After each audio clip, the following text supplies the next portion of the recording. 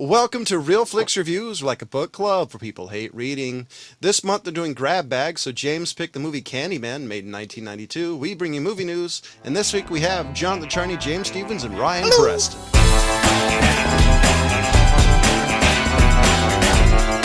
Candyman 1992. The description, another IMDb semi-classic. The Candyman, a murderous soul with a hook for a hand, is accidentally summoned to reality by a skeptic grad student researching the monster's myth. He's not technically a monster. Yeah, no, and he's not technically a spirit either. First he's tangible, then he's intangible. I couldn't put my finger on the rules for this particular specter. On the other hand, they didn't really follow kind of the horror movie, stereotype, a chick in high heels running upstairs or... Well, I was going to mention in a minute, dude, Virginia Madsen is way better of an actress than you would expect to see in a movie like this. Yeah, definitely. I gotta tell everybody, like, I kind of watched this off of something looked like a VHS tape from the 80s, so it wasn't the best quality in the world. That's about the only quality you're going to get these days of this one. But I'm not a big fan of horror movies, never really have been. But the best thing that this movie had going for it was the feeling of it. Was the look of this movie was gritty enough that it added... And the piano solo. The constant piano solo. Added ambiance, I think, to the story. I think you're absolutely right. The one thing this movie really nailed was like the atmosphere, and kind of from beginning to end. Usually with a horror movie, you have some really lighthearted beginning, so it's much more of a sharp drop when you get to somebody being massacred. And it didn't change all that much. It was the same tone throughout the movie. Really kept the tone. And due to the score and the kind of general atmosphere, and then much better actors. Xander Berkeley, obviously Tony Todd is such an imposing guy in the first place. Dude, he's a great actor. He always has. Yeah, much better than people kind of give him credit for. He's the guy kind of disappears into that sort of bad guy role real good. Well, he's just, his talent to being a character actor. Yeah, but that score, especially like the gothic, like old school gothic chamber type of music, was really, really good. Yeah. I would say the one scene to me that kind of really added, that really I think enhanced the overall story, was the scene when she found out her apartment complex was supposed to be ghetto. Government housing. When she started explaining what they did and how the medicine cabinets weren't really attached, and that whole part, when I was watching it, you just like, this is the scene that really just adds an extra layer to it. I thought. Yeah, it had a couple of those moments where it was sort of surprising how much they kind of went into this story a little more deep than you thought they would, and more deep than you really need to in a what's all in all a slasher movie. Yeah. See, I don't know if I would call this straight slasher. I think it is.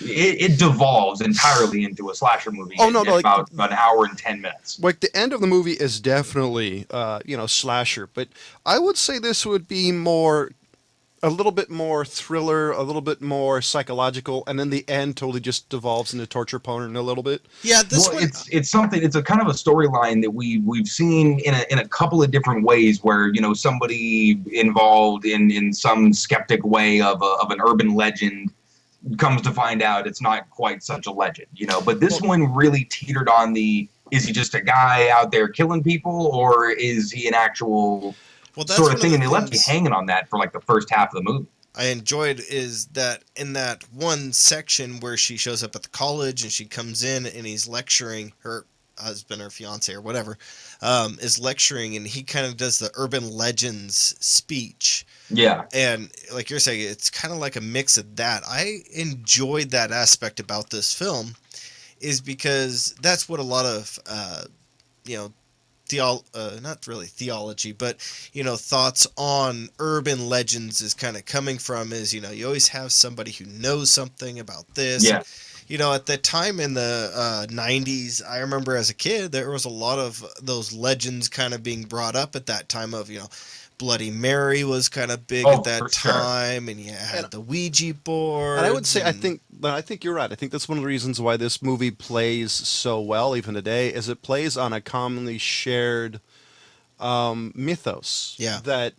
That it still tugs at your soul, even as an adult. You're like, oh, that's BS. Yeah. Yeah, but I mean, how many times, even as adults, can you kind of creep yourself out, just by sort of overthinking some old story or something? Every time I think of the IRS. Wake up in a cold sweat. Exactly. But I enjoyed the relationship between her and her boy guy that was cheating on her, is because Xander Berkeley. Yeah, I couldn't remember his actual the character's name right Trevor now. Lyle. There we go. Anyways, but I kind of like that, because you're saying he has the intellectual aspect of everything on it, and he's just kind of throwing it all to the wind and allowing her to run around and kind of do her thesis, is what she was working for, and that kind of kept her in the thing of like, is this real? Is this fake? Type thing. Right. I kind of enjoyed that. And I really, one of my I think my favorite thing about this movie, which I'm not going to sit here and pretend like it's a wonderful piece of cinema. It's actually a pretty good story for a horror movie. I'd say it's a Razzie Award winner. No, I think it actually got pretty decent reviews. It got 5 wins and 7 nominations. I mean, that's actually pretty good for a horror movie, actually. But aside from just your standard kind of horror movie stuff, which most horror movie fans, they're just into sort of the horror aspects. Yeah. The real life sort of court scene, the involvement of the psychiatric unit, that sort of thing. I hate in horror movies when you have this isolated group of people, the camp kids for Friday the 13th, or you're in a house and you're being murdered by Michael Myers, but there's just no cops in the town or no village. So whereas in real life, everybody'd be on their radios, there'd be 100 cops there in 10 seconds. Helicopters and news coverage. So the way that they actually went into that and kind of made you think like, wow, man, is this chick just out of her mind murdering people? Yeah. It definitely did add layers to a movie that realistically had really a very basic plot. Yeah. I think another scene... I felt really bad for her court case after that second one with the dog's head, with the her friend in the house. I'm like, oh man, you're not gonna get away from that one. I'm gonna lock you up. I think. And by the way, the cops that what was it? Detained that black mom. They would have gotten slashed open. And I think, honestly, I think she could do the classic thing of picking up the knife and it's like, okay, you got to recognize you're in a crime scene, folks. I do early think 90s, whatever. There wasn't CSI back then. I think the other scene that added some Jerry more. Springer.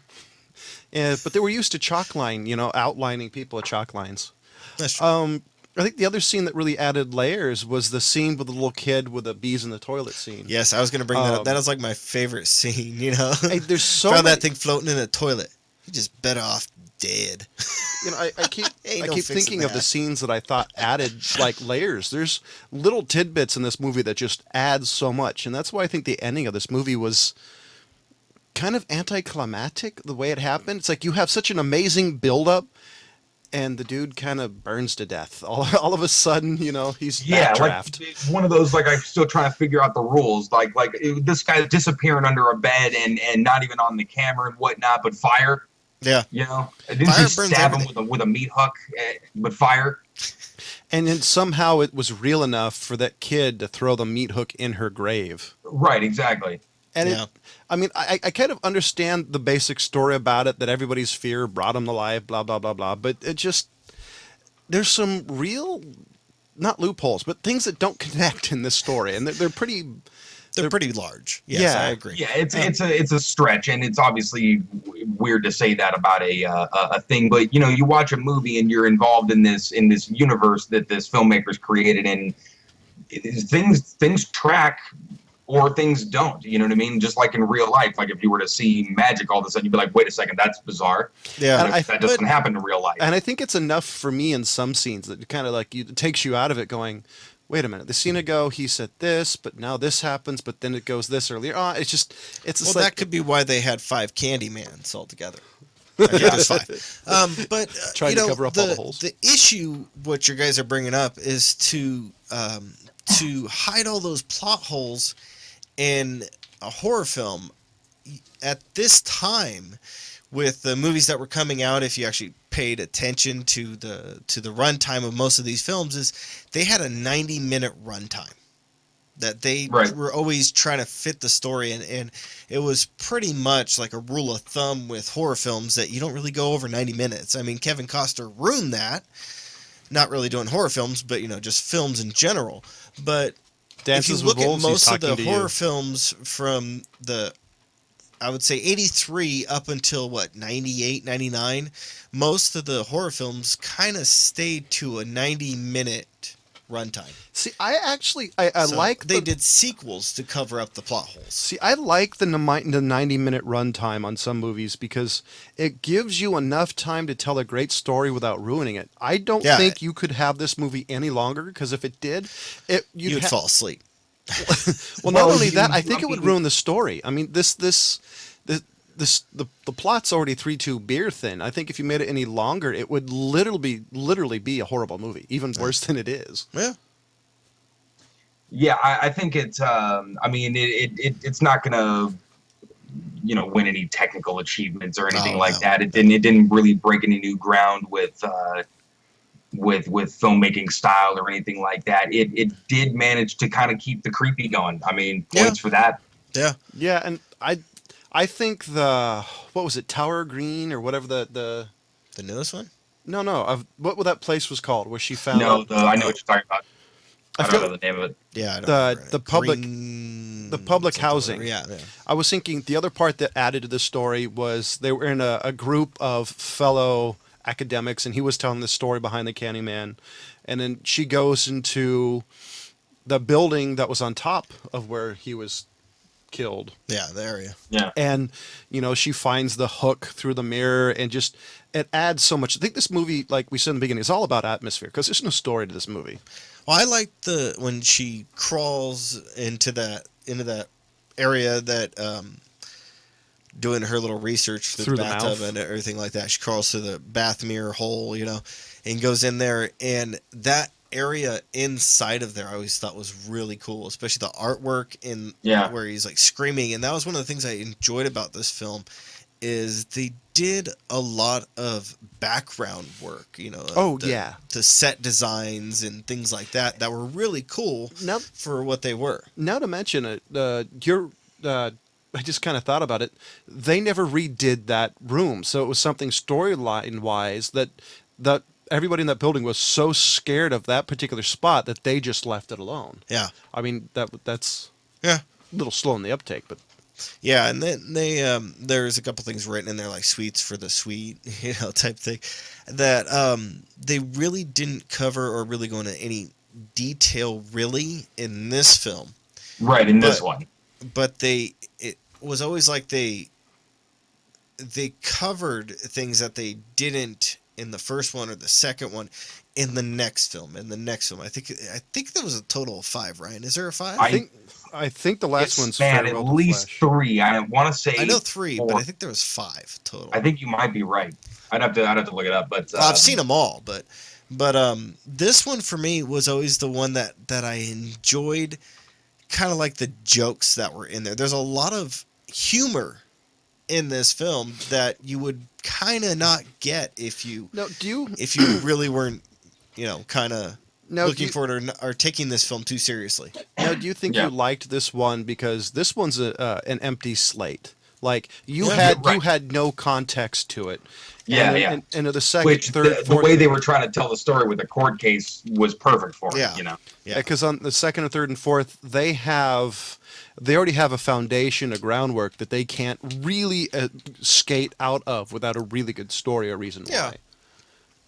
Right, but I mean, well, they at least have sort of an expectation. I mean, Clive Barker, if nothing else, can create, a good couple of kind of iconic characters, and it's sort of weird how Candyman's kind of stuck with everybody. You know, I mean, I guarantee you 30, 40 years from now, when people really forget that this was a movie, it's just going to be The Legend of Candyman, and people don't want to say it in the mirror. Yeah. Seriously. 3, 4. Oh, there's 4, and there. What was the latest one? It was no, I might be wrong. I think there's, let's see, 1, 2, 3. Actually, I think there's only 3. I think you're right, Ryan. There's only 3. There's the Candyman, and then there's Candyman Farewell to the Flesh and Candyman Day of the Dead. Okay, yeah. I couldn't remember anything. And I'm only going with the ones that have Tony Todd. Oh yeah, sure. Yeah, I wouldn't be surprised if there was a reboot in the works. Yeah, there was a one that I guess came out in 2013. Oh, but I maybe don't that's think what I'm it's the same thinking one. about. Yeah, they might have. This one's a different one though. It's not off the Candyman legend. Anyways, but I think you're kind of right, John, in the empty slate type thing. I think what they were doing is they were doing the horror thing and leaving openings for them to continue the story in the next one. I mean, you had like a bunch of critters, you had leprechauns, you had child's plays, you had all these things coming out that were, sequel after sequel after sequel. I think that's kind of what they were looking to do in this one. And I completely agree. Sorry, it's kind of a separate thought, but I realized what kind of bugged me about this, and I kind of said it already. I think this movie would have been so much better. I think I would have given a better rating if they didn't show the Candyman burn. Because this movie does something that most horror movies don't do well on, is letting it play to your own fears. Yeah. If you leave it vague enough, your mind will make up everything. Yeah. So for me, and I'm not a big fan of horror movies, this is a 3 out of 5 because the atmosphere in this movie is, in a lot of ways, unparalleled. Yeah. Not a lot of movies I've seen that build the feeling that this movie does. Yeah, I pretty much absolutely agree with you. Between the atmosphere and then just like a kind of above average performance between Virginia Madsen and Tony Todd. 3 out of 5 for sure. Yeah. Those guys definitely, those two main characters definitely carried this movie because honestly, all the other characters where they weren't ancillary, they were really poorly acted. Well, I think the end scene between her fiance or whatever and his newest fad, the girl, the young college girl, I think that last scene at the end where he's sitting in the bathroom and she's up making her dinner. Scene. Yeah, she's throwing her little fit and he's in the bathroom, missing his girl and everything, and then he does the Candyman to himself. I thought that was a really good scene between the acting of those two. I think that was the best scene of the college girl acting because she didn't really have much. The performance, but as far as the scene, man, they could have definitely done without that shit for the end of the movie. Yeah, I agree. They could have done without it, but I think that scene was the best acted between those two characters. The accidental Helen 5 times in the friggin' mirror. Good Lord. Yeah. So what do you give this? Oh, Helen. You must be shitting me. I agree with you guys. I think this is a 3 out of 5. It's not a strong horror film, but I think as far as like one of the ones that came out of this era, I think this was one of the better ones out of them. Oh no, that was strictly horror of it. Oh, totally. Because I was more serious horror than comedy horror of Critters, Leprechaun, even parts of Child's Play. Child's Play is freaking hilarious. I love Child's Play. It's a funny movie. This movie just has atmosphere. This is in my opinion, at least from the honestly the limited number of horror movies, but the millions of movies I've watched, this movie has amazing atmosphere. I mean, if I ever watch it again, it's just for the fact this movie's atmosphere. And I guess what I mean by that is it adds enough spook factor to it that you're just on the edge a little bit, even though it's kind of a boring 90-minute movie. Yeah, but the thing that I appreciated about this one is there's only like 1 or 2 scenes that have the audience jump scenes where they're trying to make it a jump. Yes. And I hate the fact that the later 90s up until still today, horror films they're overplaying that too much. They want you to jump. Shock value, whereas this one, I mean, it's a slow drip of creepy. Yeah. And it's an art, dude. I mean, it's not an easy thing to do. Oh, no, not at it's all. not. Yeah. And then so we're going to switch to our TV pick for the week. And Yeah, that was Kings and Prophets, and this one is basically a storytelling of First and Second Samuel and First and Second Chronicles.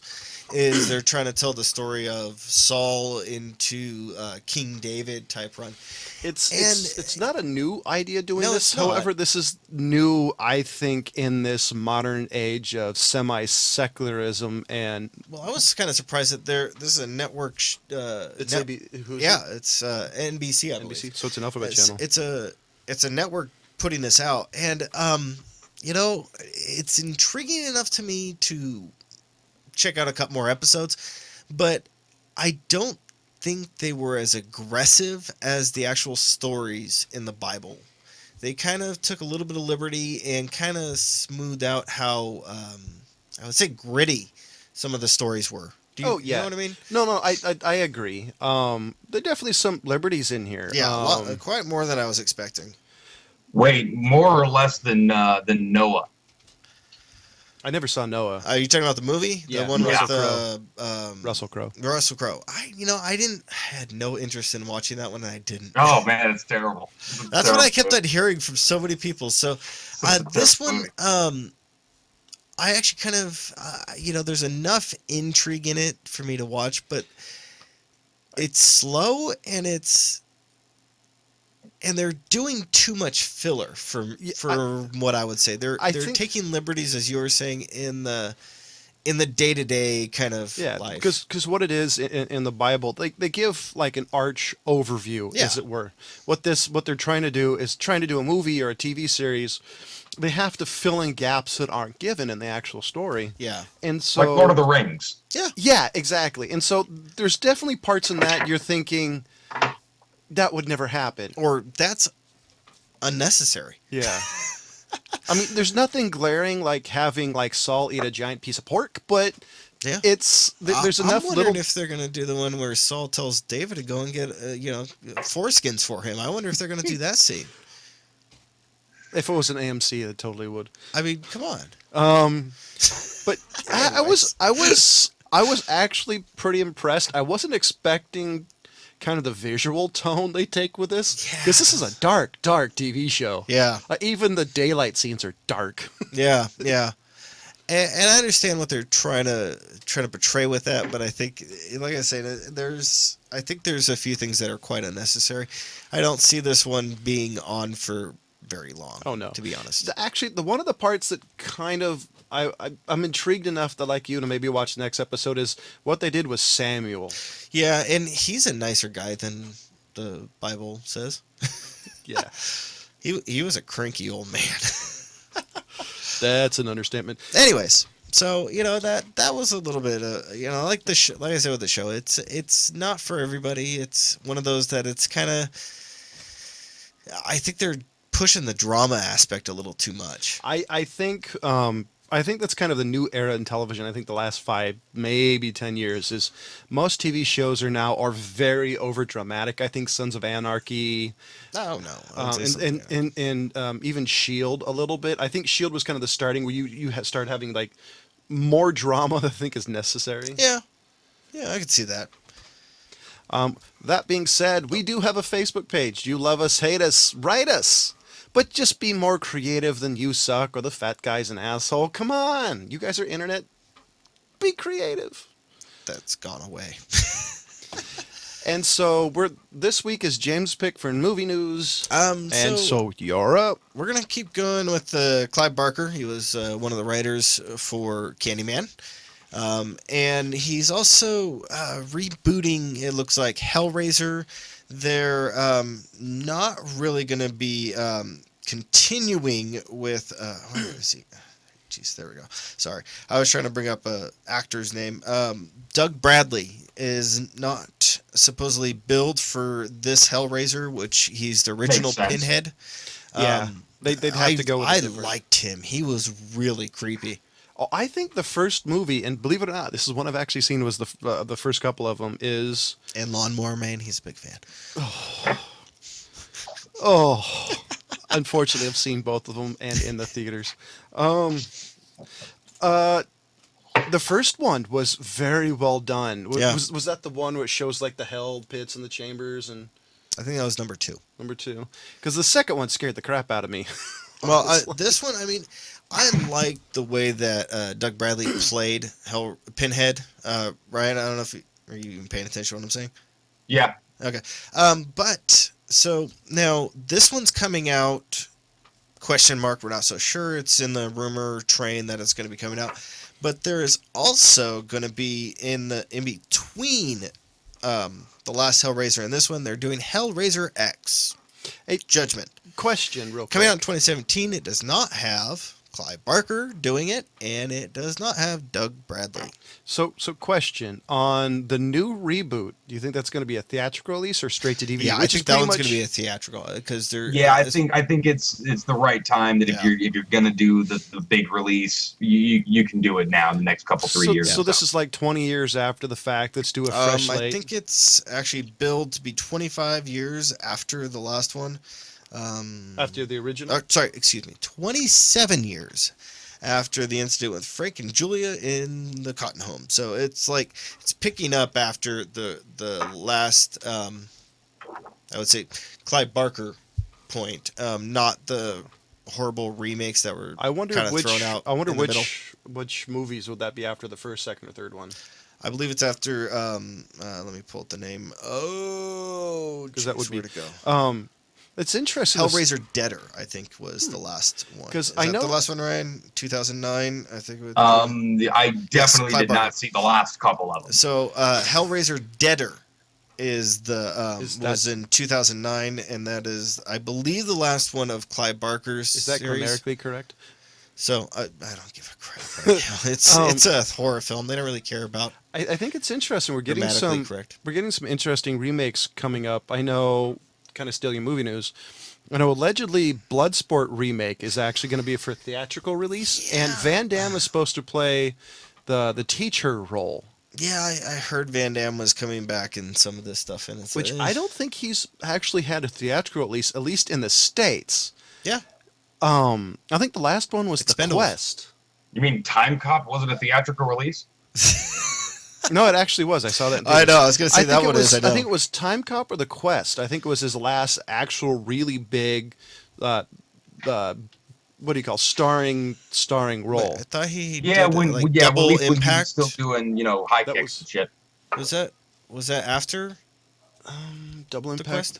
It was somewhere along the lines. That he did with the glamour basketball player. What's his name? Dennis Rodman. Thank you, Dennis Rodman. I don't think that was a theatrical release. I could be wrong. I think that was. Ryan, do you remember? No. Because I could do without The Bad As You Wanna Be. That's, by the way, that's Dennis Rodman's self-titled memoir. If anybody want to read something that's unreadable, I don't know. I think it's interesting that they're like remaking and rebooting. Generally, I'm against that, but Hellraiser, if they do the right movie, I think it's about time. What do you think? I think this one would be the right time because you have, our audience age of people that kind of grew up watching the horror films of that genre, and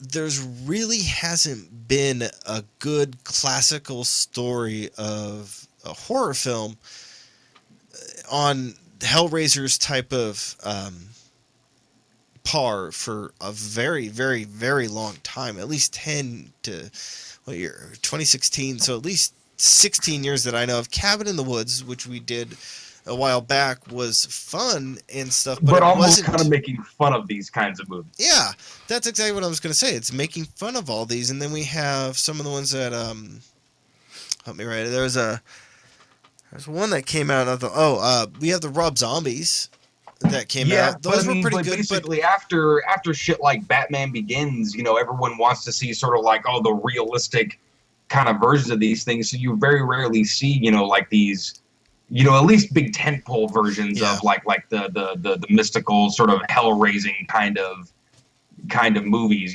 Big pits of hell and crazy demons and just nutty shit that's in that movie. Yeah. Yeah, like on one of the Hellraisers, a DJ gets a CD thrown through his neck, and later on he becomes a CD throwing demon. This is a little. Yeah. I do like the new kind of grittier, realistic Batman Begins movies. Is, can you say grounding movies in reality if that's actually a Sure. thing? I like that enough that I think it's giving some movies back their edge. Like horror movies in general seemed, at least in the 90s, got to the point they were comic booky. Yeah. Huh. Well, I blame Mythbusters, basically. Like here's a couple of dudes who basically spent their formative years, making these explosions and crazy things for movies. Yeah. And then spent the rest of the time basically showing you how much bullshit it all was, which is great. It made people a little more, susceptible to critical thinking. Yeah. But at the same time, it's like now we watch a movie and we're like, okay, bullshit. I can see the wire. You know what I mean? They're constantly calling out the little flaws. So See, I kind of like that though. The writers, they had to rise to the challenge. Yeah. I see. I think it's about time. It's kind of like, this is a semi-poor example, but like wrestling, like WWE type of wrestling.